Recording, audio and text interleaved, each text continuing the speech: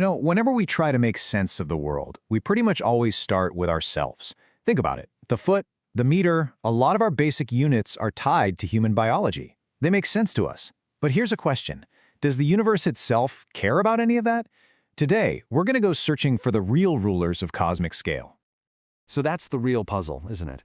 Is there some kind of universal language of measurement that any advanced civilization out there, no matter how alien, could figure out and agree on? A language that's written not in our biology, but in the fundamental laws of physics themselves. All right, let's dive in. To find this cosmic language, we have to look past our own systems. We need to find constants of nature, numbers that are the same everywhere, for everyone, for all of time. And the difference is, well, it's stark. On one hand, you've got our units. They're local, they're based on us, and they're really only meaningful here on Earth. But on the other hand is what we're searching for, universal constants, things based on pure physics, measurements that are just as true in the Andromeda galaxy as they are in your own backyard. And it turns out, physics actually gives us the answer. There are 3 of these cosmic rulers. First up, the speed of light, which we call c. That's the absolute speed limit of the universe. Then there's Newton's gravitational constant, g, which basically sets the strength of gravity. And finally, there's Planck's constant, h, which runs the whole weird show down at the quantum level. These 3 numbers, they're like the source code for our reality. Now, here's where it gets really interesting.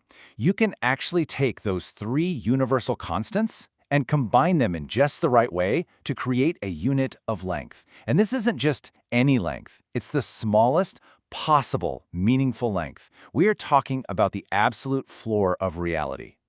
It's called the Planck length, and you should think of it like a pixel on a screen. The idea is that our universe is made of these fundamental, indivisible pixels. You simply can't get any smaller, because according to physics as we know it, there's nothing smaller to be. So how small are we talking? Well, try to picture this. It's a decimal point followed by 34 zeros and then a 1. I mean, our brains literally are not wired to comprehend a scale that small. It's just beyond us. So to give us some perspective, the physicist Brian Cox came up with this absolutely brilliant analogy. He said, imagine you could grab a single proton and blow it up to the size of our entire solar system. Okay, a mind-boggling scale right there. Well, on that new, gigantic scale, the Planck length would have only expanded to be about the size of a single living cell. That's the kind of ratio we're dealing with here. It's just staggering. But here's the real kicker, a total paradox. To see something, you need to hit it with a wavelength of light that's smaller than the thing you're trying to see. So to see something as tiny as the Planck length, you'd have to use a photon with so much energy packed into it that it would instantly collapse under its own mass and create a black hole. So the very act of trying to observe it would hide it from view forever. How wild is that? Okay, so we've just touched the absolute bottom of reality. Now, let's completely flip the script and go the other way. We're about to go on a journey from our own familiar sun all the way out to the very edge of everything we can possibly see. And we're going to start with something we can all picture, our sun. It's 93 million miles away, and it's so enormous you could fit about 1 million Earths inside it. To put that into perspective, if you were on a normal passenger jet, it would take you about a year just to fly around it one time. That's our starting point. So here's our cosmic roadmap. We're going to climb this ladder of distances, starting with Voyager 1, then jumping out to the nearest star, then across our whole galaxy, over to our galactic neighbor Andromeda, and finally, to the very edge of sight itself. First stop, Voyager 1. This is the most distant object humanity has ever made.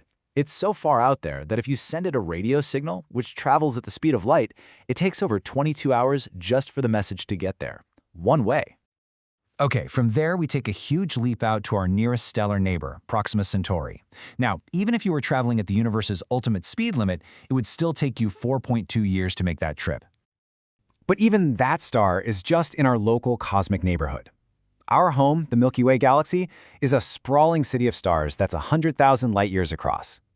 We're talking somewhere between 200 and 400 billion suns, all spinning around a supermassive black hole. The next jump in scale is just enormous. Our closest big galactic neighbor, the Andromeda galaxy, is 2.5 million light-years away. Now get this, when you look at that little fuzzy patch in the night sky, the light that's entering your eye began its journey before modern humans even existed on this planet. You are literally looking millions of years into the past. And that brings us to our final destination, the edge of sight.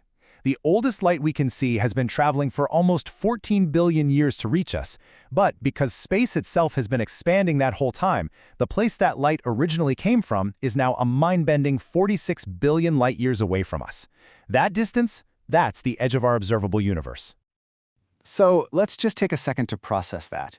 We've gone from the impossibly small Planck length to the unimaginably large observable universe. And when you think about those scales, it forces you to ask a pretty profound question, not just about our size, but about our significance.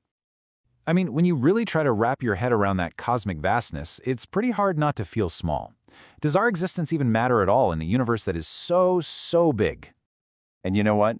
That is a perfectly natural way to feel. All the data seems to point in one direction. We're just a tiny, fleeting thing on a speck of dust in some forgotten corner of this immense cosmos. But is that the only way to look at it? Well, some physicists and thinkers like David Deutsch, John Barrow, and Frank Tipler, they offer a really different perspective. They argue that maybe, just maybe, we're measuring significance with the wrong ruler, that maybe it's not about physical size, it's about something else entirely. Their whole argument is that life, through the power of creating knowledge, has the potential to become a truly cosmic force. I mean, given enough time, a civilization with enough knowledge could learn to manipulate things on bigger and bigger scales. Planets, then stars, maybe even entire galaxies. So in this view, knowledge isn't just some curiosity. It might be the most powerful and therefore the most significant force in the entire universe. This idea points to a future where intelligent life doesn't just watch the universe go by, but actively starts to shape it, maybe even ensuring its own survival forever. It's a powerful thought, right? That maybe, just maybe, the tiny specks that feel so insignificant are actually destined to become the true rulers of the universe after all.